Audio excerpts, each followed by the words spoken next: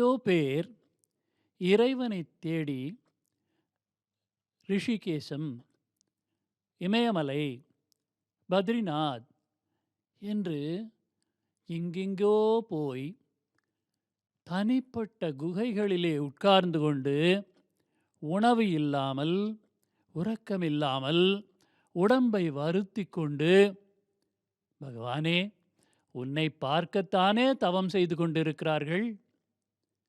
அப்படியெல்லாம் அத்தனை பேர் அங்கே செய்து கொண்டிருக்கிறார்கள் பகவானே. ஆனால் எங்களுக்கு நீ இந்த பாக்கியத்தை அருளியிருக்கிறாய். என்ன தவம் நாங்கள் செய்தோம் பகவானே? நாங்கள் உடலை வருத்திக் கொள்ளவில்லை, உறக்கமில்லாமல் இல்லை. உன்னை நினைந்து உறங்காமல் பக்திக்கு பின்னாலே நடந்ததே தவிர, உன்னை காண வேண்டும் என்று உறங்காமல் ஒன்றும் நாங்கள் தவம் செய்து விடவில்லை. சாப்பிடாம ஒன்றும் இருக்கல. உன்னை நினைச்சா பசிக்கலைன்னு சாப்பிடாம இருக்கும். ஆனால் அது பிறகு நிகழ்ந்ததே தவிர, அதற்கு முன்னாலே நாங்கள் பட்டினியாக எதுவும் தவம் செய்து விடவில்லை. ஆகவே பகவானே, இது என்ன பாக்கியம் எங்களுக்கு நீ அருளியிருக்கிறாய். ஆகவே எங்களை போன்றவர்கள்